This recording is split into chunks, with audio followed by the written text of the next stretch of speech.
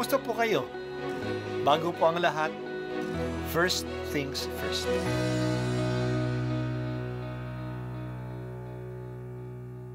Good morning po. Sinisimulan po natin ngayon ang first things first. At dito po, tinatalakay natin sa unang bahagi ng umaga natin ay ang first readings na binabasa po sa banal na misa. Ito pong tinatalakay natin kasi madalas po marami na tayong alam tungkol sa gospel readings. Pero konti po ang nagsasalita sa first readings. Pero ang first readings, bahagi din po yan ng Biblia, ng banal na kasulatan.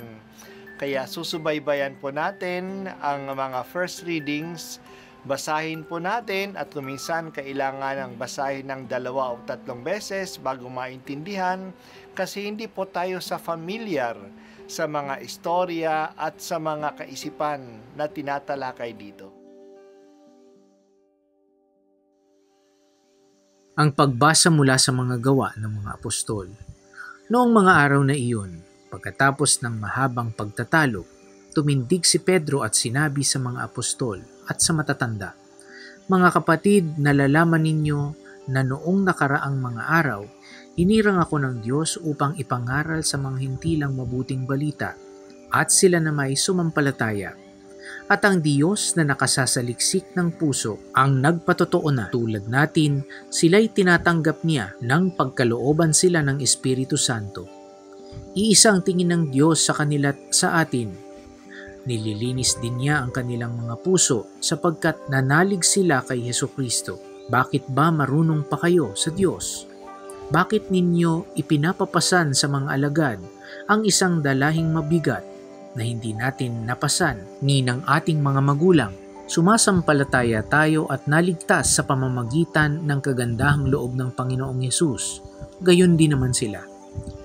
Tumahimik ang buong kapulungan. Nakinig sila kina Bernabe at Pablo habang isinasalaysay nila ang kababalaghang ginawa ng Diyos sa mga hentil sa pamamagitan nila. Pagkatapos, si Santiago naman ang nagsalita, "Mga kapatid, pakinggan ninyo ako. Katatapos pa lamang isalaysay ni Simon ang unang pagkatawag ng Diyos sa mga hintil upang sila rin ay maging bayan niya ayon sa hula ng mga propeta. Pagkatapos nito ay babalik ako at muli kong itatayo ang bumagsak na tahanan ni David. Muli kong ibabangon mula sa kanyang pagkaguho upang ang Panginooy hanapin ng ibang tao ng lahat ng bansa. Tinawag ko upang maging akin. Gayon ang sabi ng Panginoon na nagpapahayag ng mga bagay na ito mula pa noong una. Kaya't ang pasya ko'y huwag nating ligaligin ang mga hintil na lumalapit sa Diyos. Sa halip, sulatan natin sila na huwag kakain ng anumang inihandog sa Diyos-Diyosan, huwag makikiapid, huwag kakain ng hayop na binigti at ng dugo, sapagkat mula pa noong unang panahon, ang kautusan ni Moises ay binabasa sa mga sinagoga tuwing araw ng pamamahinga at ipinangangaral ang kaniyang salita sa bawat bayan." Ang salita ng Diyos. Salamat sa Diyos. Malaya sa simbahan ang mag-usap at mag-discern. Kaya matagal pinag-uusapan sa Jerusalem ang issue na kinaharap nila noon. Sino ba ang maaring binyagan? Sino ba ang maliligtas? Kailan ba muna na ituli ang isang hindi Hudyo bago siya mabinyagan? O sapat na ba ang pananampalataya lang kay Kristo para maging Kristiyano?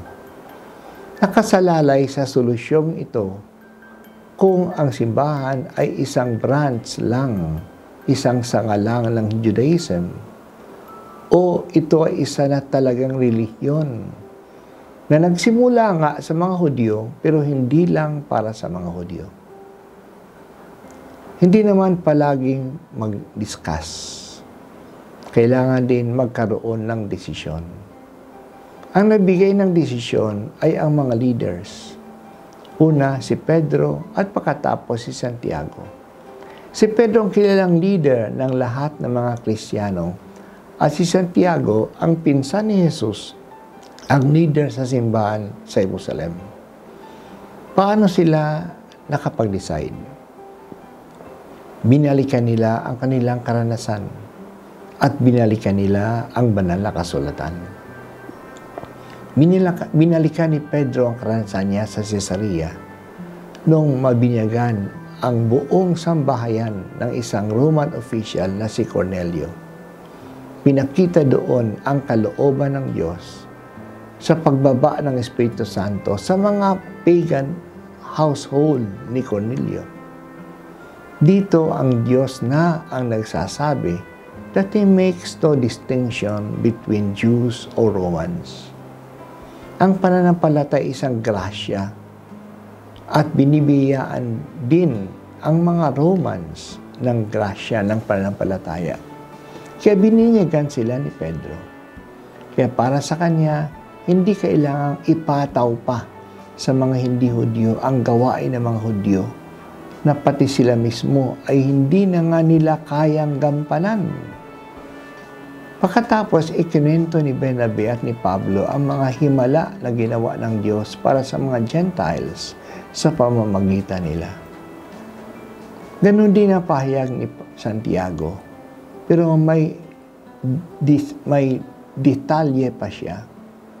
Nakita niya na mula sa mga propeta ang pahayag ng Diyos na gagawa ang Diyos ng mga kababalaghan upang ang bagong bayan na kasama na ang mga Gentiles ay magpupuri at dadakila sa Diyos. Ang kanyang reasoning naman ay nanggaling sa banal na kasulatan.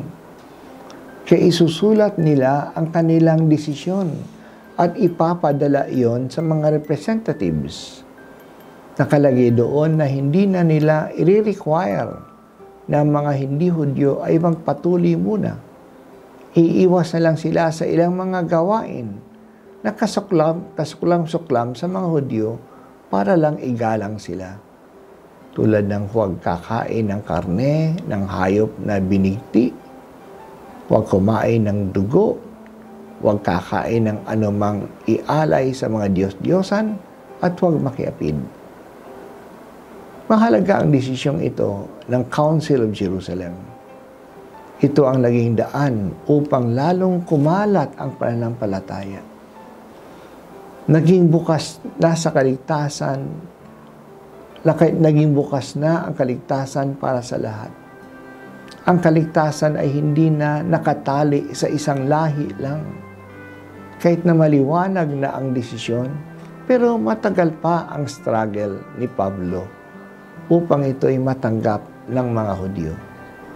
Kaya ang issue ng pagtutuli sa mga hindi Hudyo ay laman pa rin ng mga liham ni Pablo, lalo na ang kanyang mga liham sa mga taga-Galacia at taga-Roma. Aktibo pa rin ang mga Judaizers, ang mga Hudyong Kristiyano, sa paggigiit na kailangan pang ituli ang mga Griego para sila maligtas ni Jesus. Ang panininigan ni Pablo ay ang kaligtasan ay isang biyaya na binibigay ng Diyos sa pamamagitan ng ating pananampalataya na si Jesus ay namatay at muling nabuhay para sa atin.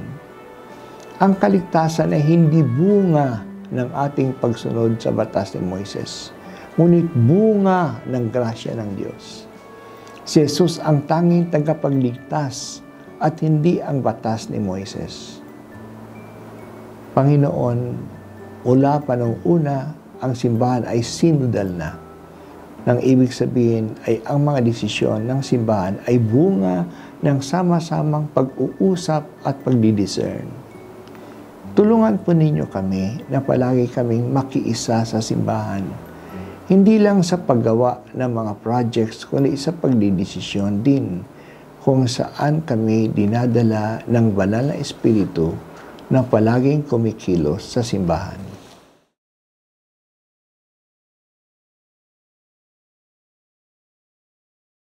At ako po ay si Bishop Broderick Pabilio dito sa First Things First.